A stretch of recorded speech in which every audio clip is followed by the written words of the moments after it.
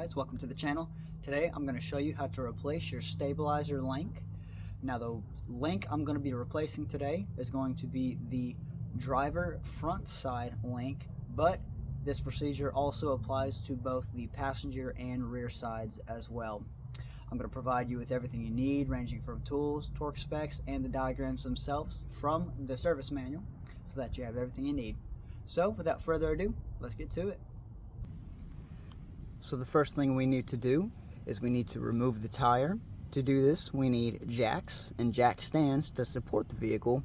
Then we'll need to remove the lug nuts with either a 3/4 socket or a 19mm socket. Either or will work.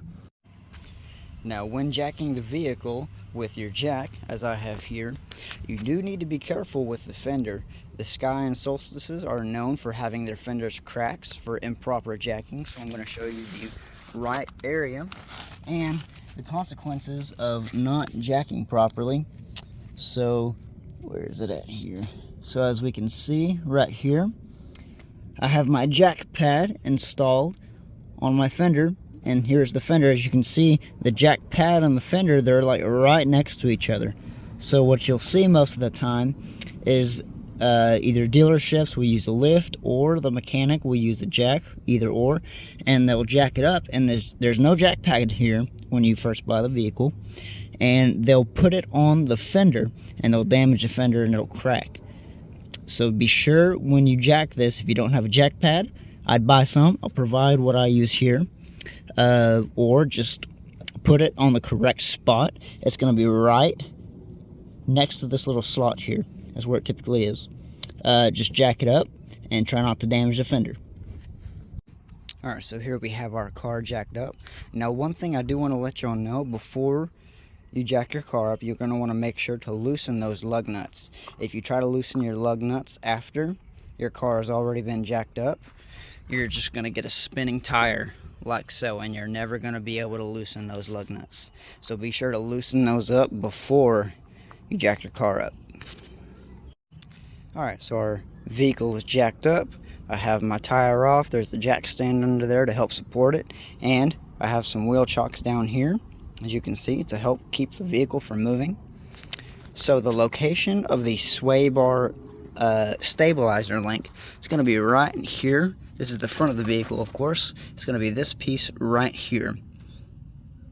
And to remove it, there's going to be two nuts holding it on. There's going to be one on the back side here, connected to the sway bar, and then the next one, as you can see, is going to be right there. Alright, so here we're on the inside of the wheel well, and right here is our stabilizer link. Here's the top, here's the bottom. As you can see, it's held on by a nut here. This nut right here, it's an 11/16 wrench. Now this is kind of a tight spot, so if you have like bigger wrenches, you may have a little bit of trouble getting these nuts off. Now something else I also want to show you, as you can see on this bottom one, there's a little hole here in the thread right in the center. Now this is the reason for this is where you will put a star bolt. It is a T30 star bolt here. Let's see here, right there. So as you can see, it's a T30 star bolt. Now these are kind of like the lower control arms or the upper control arms, whichever. These stabilizer links, they both have ball joints on the top and bottom. So if you try to remove it, there's a good chance that it's just going to spin and it's not going to loosen because that ball joint's inside. So what you're going to need is that 11/16 wrench and this T30 T-bolt here to keep the thread still while you unscrew the nut. That way you can get it out. So you will need both of those in order to remove this stabilizer link here, and I'm going to show you how to do that. Alright, so we're starting on the bottom one here.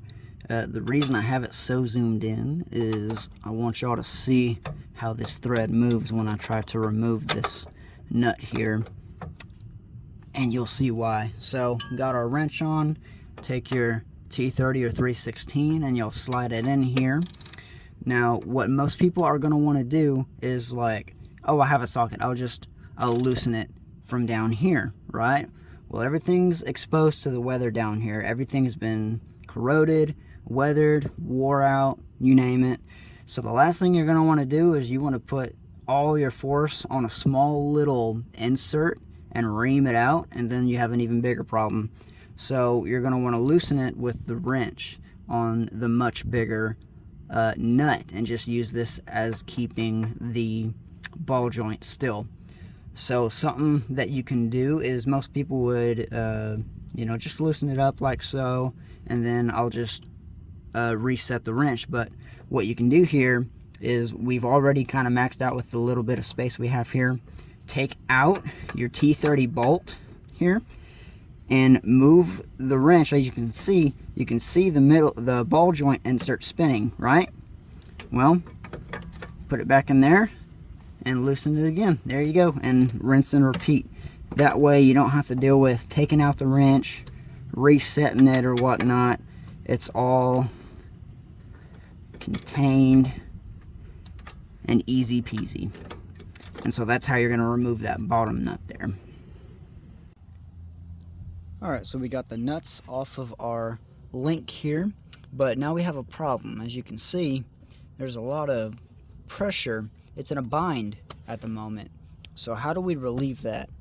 Well, there's two options, and both are going to include a jack or some other type of tool. So in order to understand why it's in such a bind, we got to understand kind of this whole little system here. So I'm going to go in a little bit of a spew here. So usually when your car's in, it's usual, you got your tire on and everything, it's sitting on the ground all right. Right now we got it on a jack, right? When you lift it on a jack, you're releasing the tension in the spring, because the weight of the car is sitting on it, right? So that spring's compressed, everything is compressed. But whenever we have it on a jack, that spring, it pushes the whole assembly down, and that's why it's in a bind right now. So how do we fix that? So one thing we could do is we could remove the bushing link, right? That way it can drop down and we can then remove the link. Another thing we could do is grab another jack here, set it underneath the lower control arm, and raise the whole assembly up. And it's not going to damage it, because that's how the whole assembly works, right? When you hit a bump, it moves up and that spring pushes out. Well, whenever you use the jack, it raises the whole assembly. It won't move your car or anything, because this is all kind of separate from the vehicle, right? That's why it's on a suspension. It suspends. So we'll raise it up on a jack, and it's going to release the bind on that link, and I'm going to show you how to do this right here. Alright, so you might not be able to see the jack until later, but so I'm going to show you this specific angle here so that you can see both the link and the whole assembly raise up as we release the bind on that link. So I'm going to start jacking it up here, and you'll see as the whole system raises, you'll see the bind slowly start to release on that link. So here we go. You can see slowly starting to raise up there.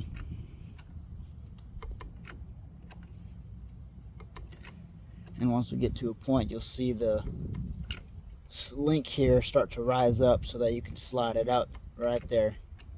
So you saw that right there. So it started to move a little bit, which means we can take this link, now that the bind's off, and slide it out.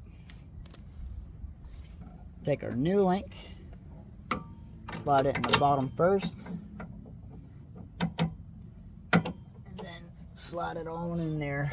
Come on.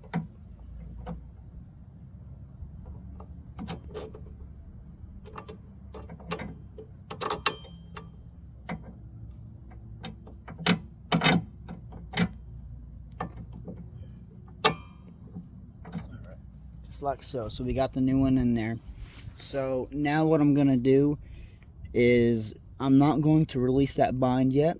I'm gonna go ahead and tighten the nuts right now, just so that nothing is out of whack, I guess you could say. So we're gonna go ahead and get those nuts tightened on real quick. I'm gonna get them snug. I'm not going to fully tighten them down. I just want them enough to where the link's not gonna move. All right, now before you do install the new part, as you can see, there's a ring around here. Most of y'all will probably have the same ring. This is actually dirt and grime. You're gonna wanna clean that off before you install your new part. Otherwise it may cause some issues. It may not tighten down as tight as you'd like. It's not going to really be metal on metal. So make sure you clean that up. Same with the lower control arm right there. Make sure to clean those surfaces, and then you can go to install your new part. So when it comes to tightening down these nuts, kind of like whenever you first start and remove them, you'll have to tediously use your wrench and your T30 or 3/16 bit, you know, whichever you prefer there. But the cool thing about ball joints is whenever you finally get them tightened on after being tedious, they're stuck. Then you can start tightening them down torque to spec, kind of like here. So mine are tight. I can now torque mine to spec, which the torque specs are 72 Newton meters or 53 foot-pounds of torque. So that one's good there.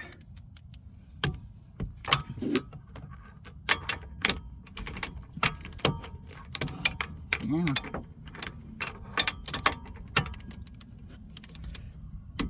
And that one's good there.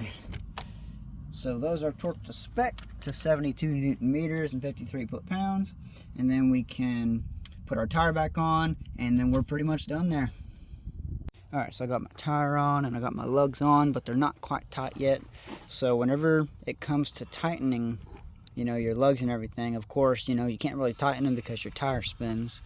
So what we're going to do here, you know, like I said earlier, you're going to do the star pattern, and we're pretty much just getting it set. You just want it fully up against the wheel hub. So you'll star pattern it until it's fully set, kind of like mine is, and then you'll lower the jack, and then you can tighten the lug nuts. So remember, they're 100 foot-pounds of torque to torque those on. Alright, so we got our lugs torqued at 100 foot-pounds per lug in the star fashion, so it's fully seated, and after that you have completed replacing your stabilizer link.